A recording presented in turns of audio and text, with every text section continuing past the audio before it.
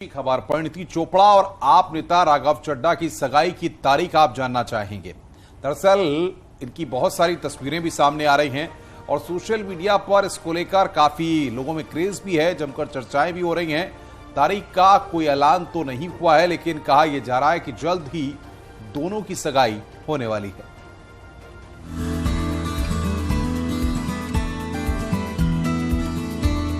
परिणीति चोपड़ा और आप नेता राघव चड्ढा की सगाई की खबरें सोशल मीडिया में जमकर वायरल हो रही हैं। ऐसी चर्चाएं हो रही हैं कि 13 मई को दोनों परिणीति और राघव सगाई करने वाले हैं। आज तक इन्हें जहां भी देखा जाता, इनकी सगाई और शादी की चर्चाएं जोर पकड़ लेती हैं। रिपोर्ट्स के मुताबिक एक्ट्रेस परिणीति चोपड़ा और आप नेता राघव चड्ढा की सगाई 13 मई को सेंट्रल दिल्ली में होगी, लेकिन सगाई कहां होगी इस बात का अभी खुलासा नहीं हो पाया है। बातें तो यहां तक हो रही हैं कि दोनों की सगाई से पहले सुखमनी साहिब का पाठ किया जाएगा। शाम को कपल एक दूसरे से रिंग एक्सचेंज करेंगे और फिर मेहमानों के लिए स्पेशल डिनर होगा। लेकिन फिलहाल ये सिर्फ चर्चा का मुद्दा है। इसके बारे में दोनों की ओर से कोई भी बात कंफर्म नहीं की गई है।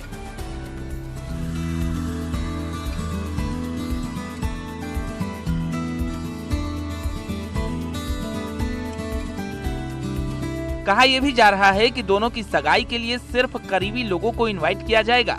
सिर्फ कुछ दोस्त और करीबी ही सेरेमनी में शामिल होंगे।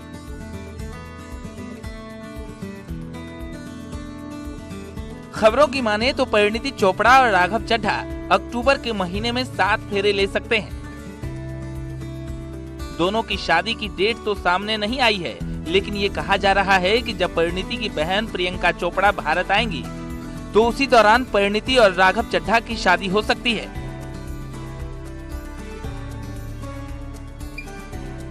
Bureau report, news 18।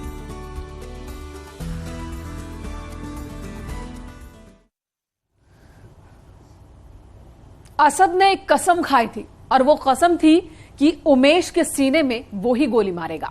ये सनसनीखेज खुलासा हुआ है। हैरान करने वाली बात यह है कि असद ने जेल में बंद अपने चाचा अशरफ के सामने उमेश पाल की हत्या करने का ऐलान कर दिया था।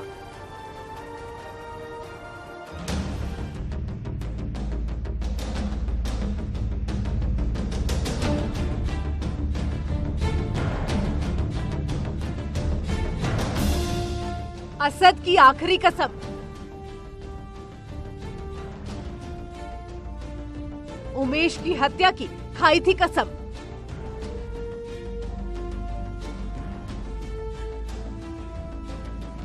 असद बोला था उमेश के सीने में गोली मारूंगा।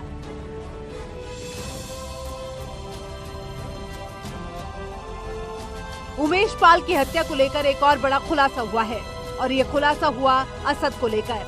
अतीक के बेटे असद ने कसम खाई थी कि वो उमेश पाल की हत्या करेगा, उमेश पाल को सीने पर गोली मारेगा। सूत्रों के मुताबिक उमेश ने फोन पर बातचीत के दौरान अतीक और शाइस्ता के लिए अपशब्दों का इस्तेमाल किया था, जिसके बाद असद का गुस्सा 7वें आसमान पर पहुंच गया था।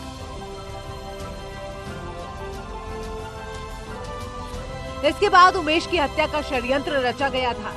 बरेली जेल में असद ने कहा था कि उमेश के सीने पर गोली मारूंगा। असद इस कदर भड़का हुआ था कि उसने बरेली जेल में अशरफ और दूसरे लोगों के सामने कहा था कि वो उमेश के सीने में गोली मारेगा। हालांकि अशरफ ने उसे शांत करते हुए कहा था कि वो कार से नहीं उतरेगा। लेकिन जब उमेश पर हमला किया गया तो असद न सिर्फ कार से उतरा, बल्कि उसने उमेश को कई गोलियां भी मारी।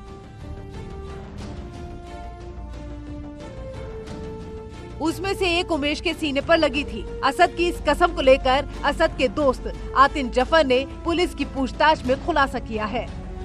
उमेश पाल हत्याकांड से कुछ दिन पहले गुड्डू मुस्लिम ने अपने मोबाइल से उमेश और अतीक की बात करवाई थी। इसी दौरान दोनों के बीच बहस हुई। अतीक ने गालियां दी थी।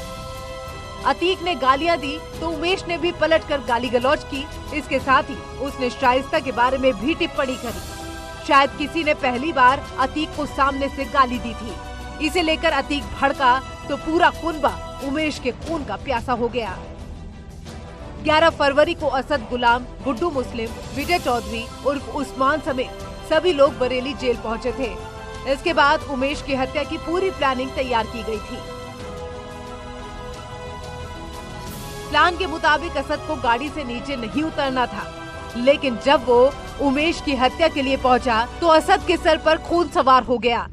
उसे अपनी कसम याद आ गई। उसने अशरफ से कहा कि वो खुद उमेश के सीने पर गोली मारेगा। असद ने वही किया जो उसके मन में था। उमेश को उसने कई गोलियां मारी। उमेश को दौड़ाते हुए वो अंदर तक गया। अंत में उसने उमेश के सीने पर गोली मार दी थी। इस तरह असद ने अपनी आखिरी कसम पूरी की, लेकिन उसका अंजाम उसे अपनी जान देकर भुगतना पड़ा, क्योंकि यूपी में ऐसी गुंडागर्दी करने वालों के लिए सिर्फ और सिर्फ जीरो टॉलरेंस की नीति फॉलो की जाती है। Bureau report, news 18।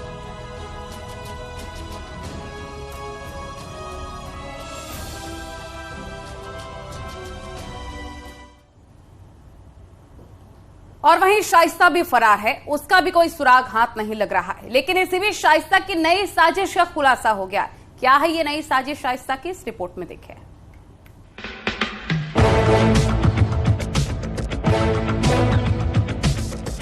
शाइस्ता ने छोड़ा बुर्का, शाइस्ता ने ओढ़ा भगवा। भगवा पहनकर छिप रही है शाइस्ता। पुलिस शाइस्ता की तलाश में जुटी हुई है, लेकिन इसी बीच बड़ा खुलासा हुआ है कि पुलिस को चकमा देने के लिए शाइस्ता ने बुर्का छोड़ भगवा ओढ़ लिया है। पुलिस की आंखों में धूल झोंकने के लिए वो भगवा वस्त्र ओढ़कर भागती फिर रही है। बताया जा रहा है कि पुलिस जब 17 अप्रैल को मरियाडीह की गलियों की खाक छान रही थी, तब गुड्डू मुस्लिम की मदद से शाइस्ता परवीन गंगा के रास्ते स्टीमर से फरार हो गई थी।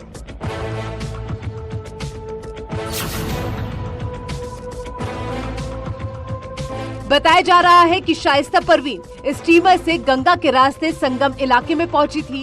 इसके बाद शाइस्ता ने संगम से सतना तक का सफर भगवा वस्त्र धारण करके कार से किया था। सूत्रों से मिली जानकारी के मुताबिक शाइस्ता सतना से ट्रक के जरिए मुंबई के बांद्रा पहुंची। इस मामले में पुलिस टीम ने स्टीमर के मालिक को हिरासत में ले लिया है और उससे पूछताछ कर रही है। स्टीमर के जरिए जब शाइस्ता फरार हुई थी, उस वक्त शाइस्ता परवीन के साथ अतीक का गनर रहा एहतेशाम भी मौजूद था। अतीक अहमद का गुर्गा गुड्डू मामा अमरूद का बड़ा व्यापारी है। गुड्डू मामा की मदद से ही शाइस्ता प्रयागराज से फरार हुई थी। सतना जाने वाले रास्ते पर लगे सीसीटीवी फुटेज को पुलिस खंगाल रही है। यूपी एसटीएफ की एक टीम शाइस्ता की तलाश में बांद्रा भी गई। बांद्रा में अतीक के कारोबारियों के ठिकाने पर एसटीएफ ने छापेमारी भी की, लेकिन अब तक शाइस्ता का कुछ पता नहीं चल पाया है। पुलिस अब इस बात का ध्यान रख रही है कि हो सकता है शाइस्ता जब भी बाहर निकलती हो तो भगवा वस्त्र पहनकर निकलती हो, ताकि किसी को उस पर शक न हो। यानी पुलिस से बचने के लिए अब शाइस्ता ने बुर्का छोड़ भगवा की आड़ ले ली है। लेकिन पुलिस लगातार शाइस्ता के चारों तरफ शिकंजा कसती जा रही है और वो लाख कोशिश कर ले, ज्यादा दिन शाइस्ता का बचना संभव नहीं है। न्यूज़ 18 के लिए प्रयागराज से धारा सिंह की रिपोर्ट।